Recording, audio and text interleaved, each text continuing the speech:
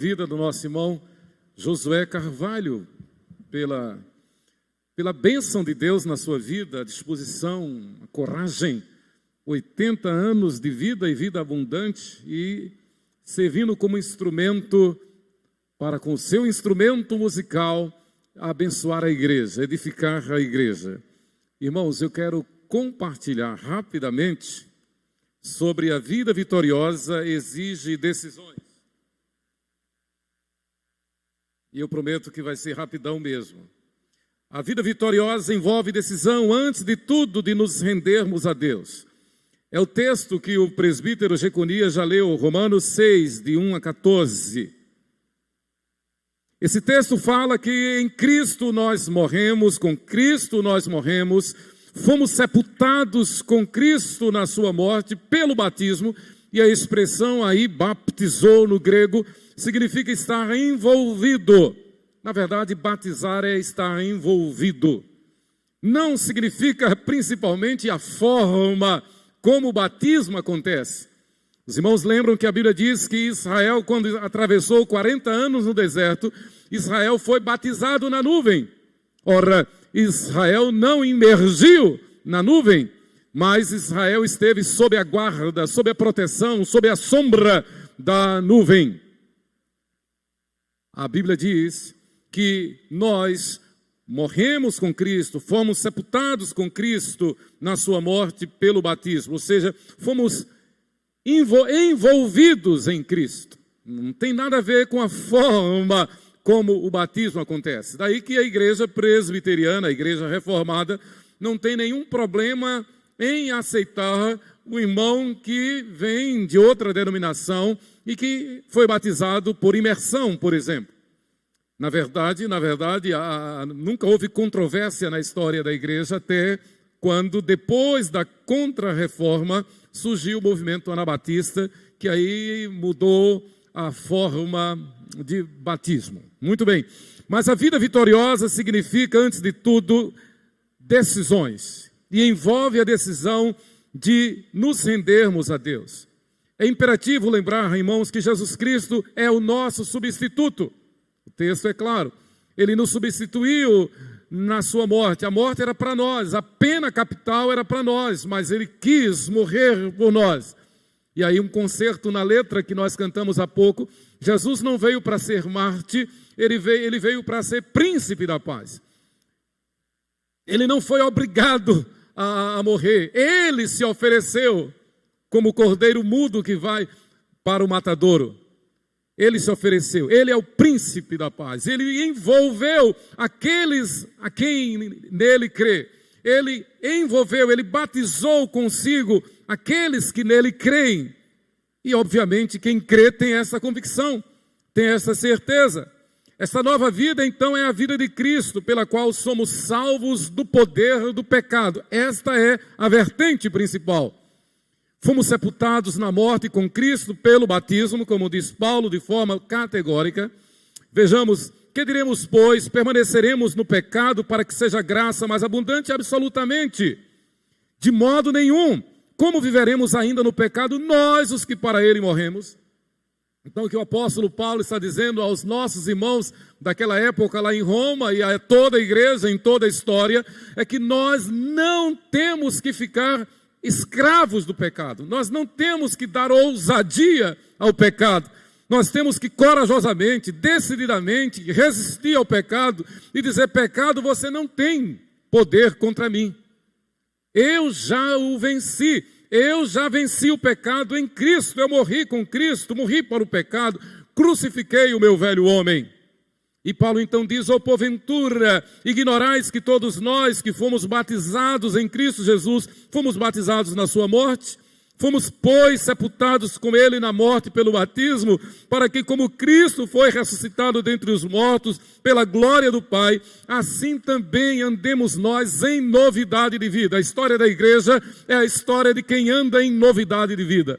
é a história do povo mais feliz da terra, é a história do povo que tem fé, é a história do povo que tem esperança, é a história do povo que tem amor, é a história do povo que vive em função da glória de Deus, é a história do povo, a história da igreja, é a história do povo que tem a alegria, que tem a plena certeza de que vive em Cristo, com Cristo, para Cristo e por toda a eternidade já. Daí que a nossa teologia diz que o céu começa desde o momento em que fomos selados pelo Espírito Santo. Somos já potencialmente cidadãos dos céus. Então, quando nós pensamos que a vida vitoriosa envolve a decisão de, antes de tudo, nos rendermos a Deus, e eu quero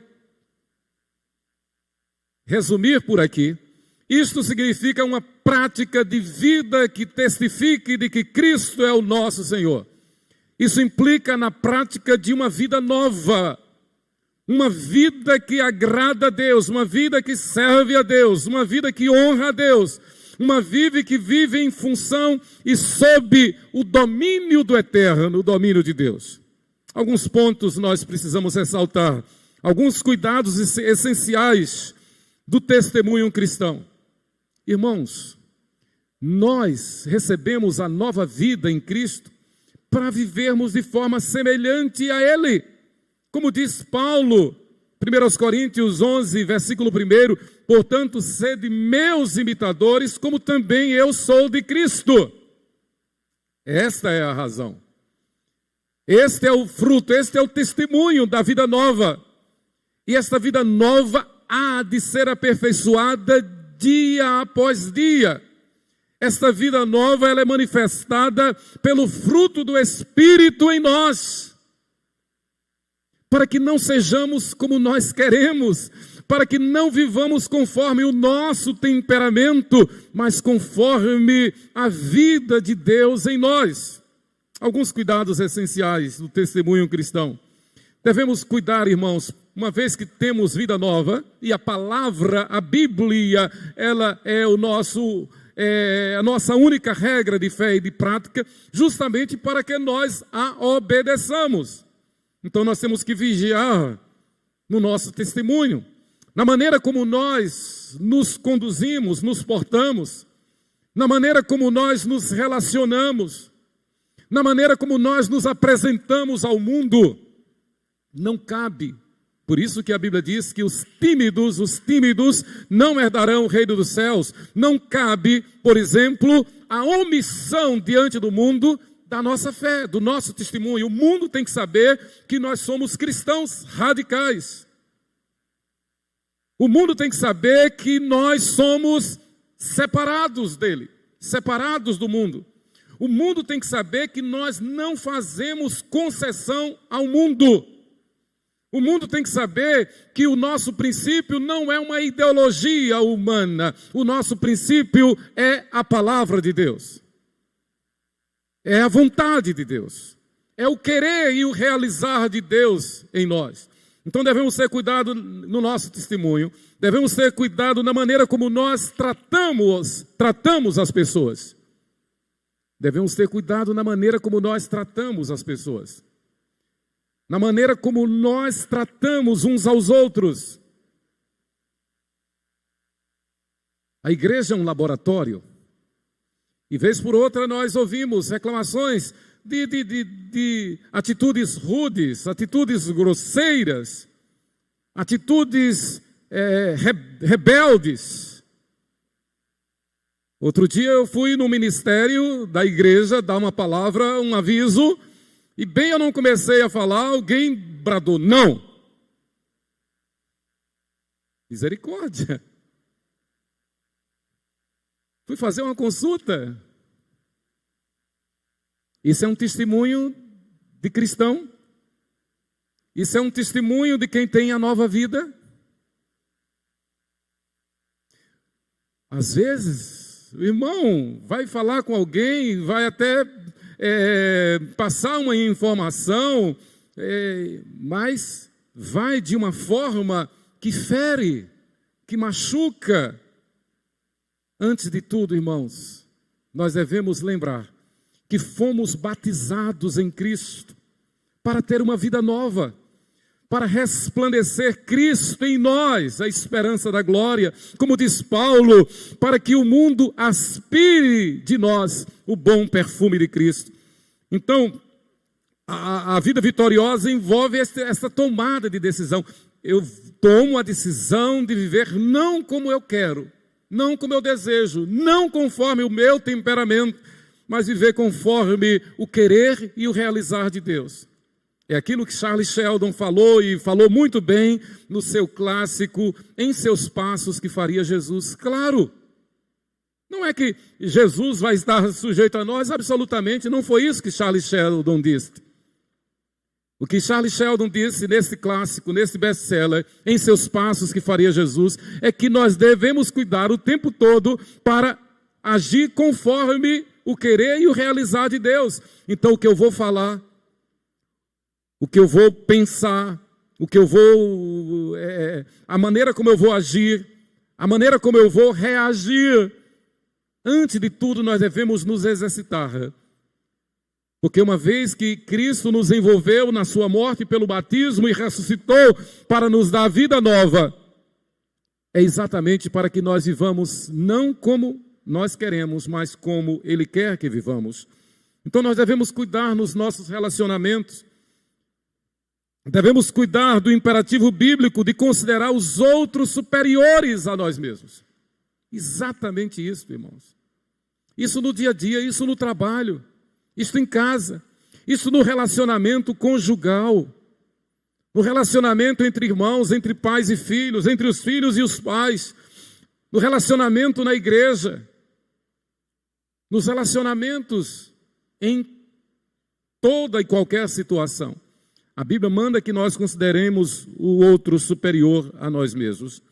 A vida vitoriosa envolve a decisão de, em tudo, buscar a semelhança de Cristo. É o que Paulo está dizendo aqui em Romanos capítulo 6. Devemos nos lembrar de que se Cristo nos sepultou na sua morte, e isso significa o nosso batismo, que é o rito de entrada ao seu corpo, à igreja. Daí que quando nós batizamos aqui, nós estamos apenas replicando, apenas materializando aquilo que Cristo já fez na vida do seu eleito, na vida daquele por quem ele morreu. E a Bíblia diz que ele nos escolheu antes da fundação do mundo. Quando nós batizamos aqui, quando nós fomos batizados, no dia do meu batismo, eu fui batizado na infância, lá no Sapé, em Itapuranga da Ajuda.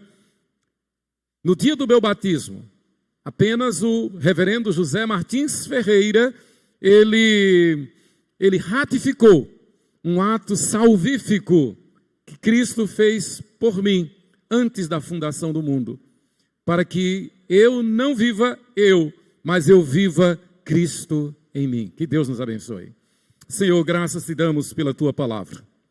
Esta palavra que nos envolve na tua graça.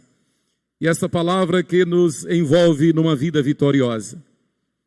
Essa palavra que declara e decreta que uma vez em ti, nós somos mais que vencedores. E se é assim, esta mesma palavra nos adverte de que devemos render-nos 100% ao teu senhorio. Abençoa-nos, ó Deus. Abençoa as classes da nossa escola bíblica. Abençoa os professores, abençoa os alunos, abençoa a igreja. Graças te damos, ó Deus, pela vida do nosso irmão Josué Carvalho, pelo seu testemunho. Graças te damos, em nome de Jesus. Amém. Podemos ir para as nossas classes.